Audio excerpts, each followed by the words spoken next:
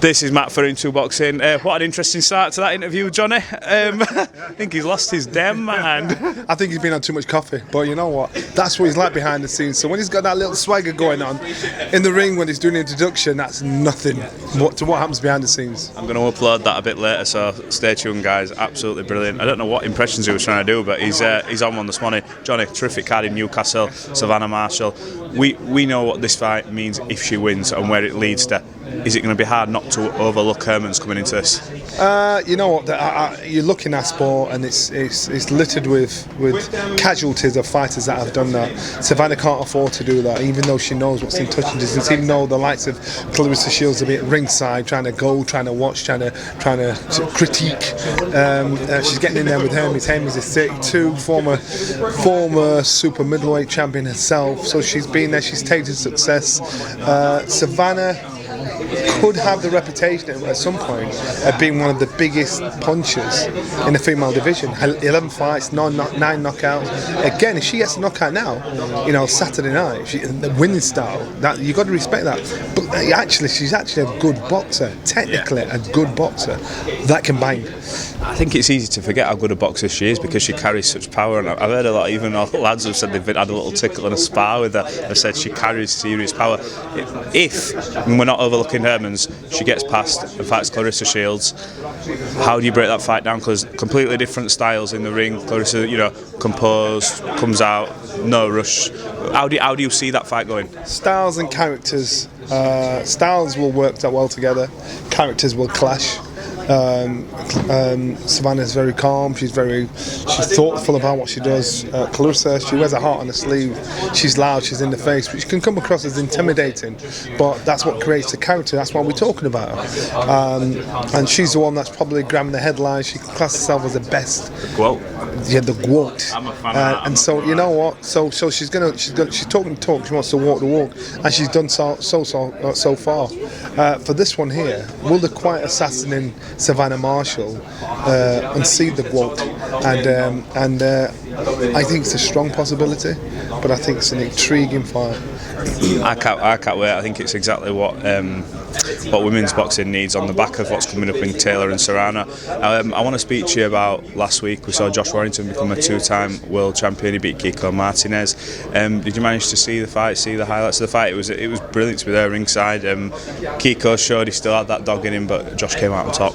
We had our own show in Wembley that night. Richard Riakpo was defending his position, his quest to being a world champion. But we also were watching Warrington and Martinez. We're fight fans, so regardless of where it's being shown, we're watching it. I think Warrington creates that buzz, that vibe, that atmosphere that fight fans want. That you look at, you think, wow, what an atmosphere. In regards to the fight itself, he broke his hand, he broke his jaw, he showed how much he wanted it. Martinez, you look at him, you try and look at him and try and write him off and think, oh, the guy's 40 years old, he's got nothing left. Look what he did to Kid Galahad. Look what he did to Josh Warrington. And remember, I think he boxed Josh Warrington in 2016 or 17, lost on a majority decision. So Warrington, he showed his youth, his fitness. So whatever he likes for in skill and talent, he makes up for in fitness, and he's beaten them the best that have been out there. And so now, my question is this: initially, when he lost to Lara, he was talking about stepping up a weight. Then this fight came about. This fight came about against Martinez because Kid Galahad lost. So now he stepped back down and thought, right, got his own title back. So now what happens? Does he step up? Or does he stay down? I think he'll stay down, and I think because there's a huge carrot there of a big fight. I say big fight, it is because the City Ground will be absolutely rocking. Eddie Hearn has promised Lee Wood his next fight, regardless, is the City Ground. But then you've also got into the mix, that fight was so good with Conlon they could run it back. You've got, obviously, Warrington has done it all in terms of big stadiums over here. He's got the City of Leeds on his back. He wants, I think, not speaking for him, but I think he wants that away trip where tests it out to America and tries to bring a few thousand fans away. If you're a world champion, you need to be a world champion all over the world, not just in your own backyard. Yeah. You need to prove that you can travel far as sea, you can be in your opponent's backyard and still walk away as world champion. That's what I respect as world champion. Think, right, this guy's done it. Yeah. In regards to the weight issue, again, it will always be my concern, because in his back of his head, I didn't make the weight right the last time, so therefore now he's done it. I thought I can do it comfortably, I can stay here, or he's always going to be, throwing the dice to say, will I be alright this fight? Will I be alright this fight? And you can't make the weight. You can't make the weight. Sorry to cut you off. Do you think that fight against Lara was a weight issue? Or do you think he just had a bad night? Because obviously, when you look at the surroundings, and we're not making excuses, Lara's a very bad man. He's a dangerous human being, but Josh is someone who quite evidently fights for a crowd.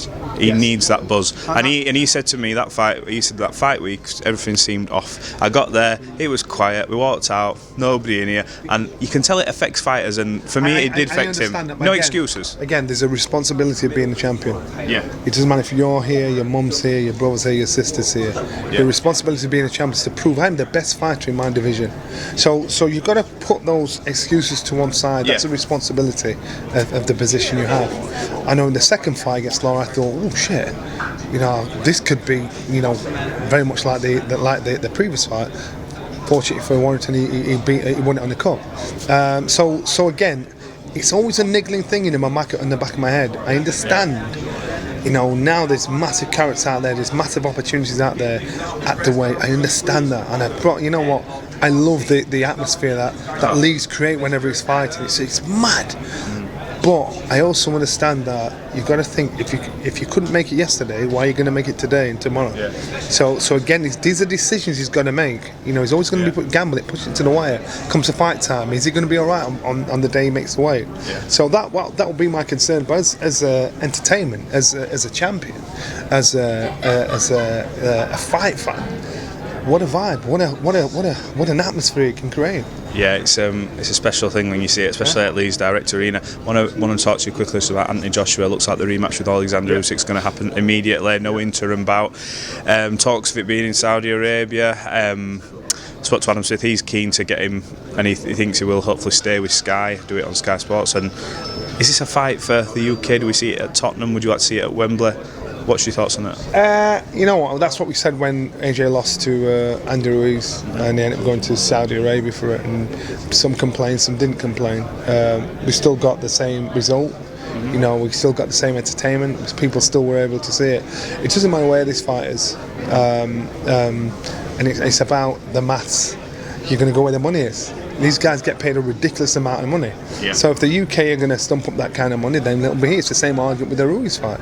So therefore, this fight's going to be, if it's going to be in Saudi Arabia, they've stumped up the money that can afford these guys to get in the mix. They're going to go. They're prize fighters. Yeah. So they want to fight, but they also want to get paid as much as possible. We're still going to watch it. Yeah. No matter what broadcaster you're coming from, no matter where you are in the world, you're still going to watch it. Now Usyk, he'll have a different motivation, or an added motivation, to put the plights of what's happening in Ukraine on the map. This is his call, this is his shout, and I think it's an excellent platform to do that. You must be living in a rock if you don't know what's going on over there. For Anthony Joshua, he needs to get back what was his. He could become 3-time world heavyweight champion of the world. I know he's training for that. I knew even before this was publicly announced, I knew he was training. As far as he was concerned, it's Usyk. Yeah. And so we could, the public could throw names in the hat, like it's going to be Joe Joyce, this, that, and the other. I've learned the lesson that with Anthony Joshua, until you hear it come out of his mouth, don't get carried away with the crowd. In terms of whether it's come out of his mouth, do you think it's wise going straight in there with him again without taking, I say an interim bout, but maybe he's got his coach Angel Fernandez, who he says he's going to be head coach now, and he's going to take him through. Would it have been advisable to maybe go in there with an Otto while in a sort of a southpaw before, just to sort of, I don't know, just get used to it again? Do you know what I mean? And maybe to get used to him working as head coach, kind of thing. Would that help him prepare him for Usyk again? I gather he's been working with Fernandez for quite a while, so there's no getting used to there.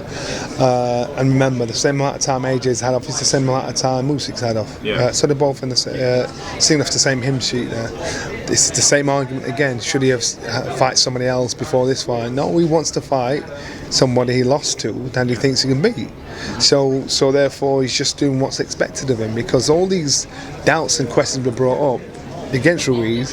He came back and turned it around. Now this is a tougher ask, coming back to turn it around against Usyk, but it's not an impossible ask, and that's what people need to remember. And once you get carried away with the masses of what they're saying, all of a sudden something that is possible becomes impossible. Oh God, he's never going to do it. I believe AJ has it within him to pull this off. He has a beating of it, but it's a case of what tactics he chooses and what approach he has when he gets in the ring. Absolutely. The other big heavyweight fight, Tyson Fury, Dillian Whytes, getting closer now.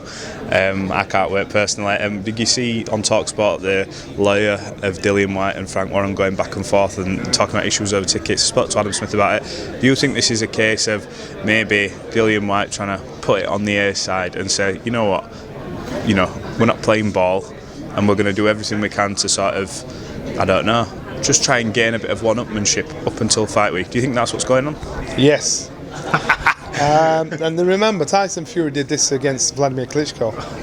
Everything, it may have been, and so now he's getting a bit of his own medicine, and so no matter how much you goad, how much you shout, how much you say whatever you're saying, Dillian's giving him some of his own medicine back, and so you can't argue if there's no one's there to argue with. Yeah. He's thinking, right, I'm turning up for the fight. Now the only time these guys will probably get together is probably fight week when it comes to the weigh-in, and if they do a public workout or press conference. I don't know.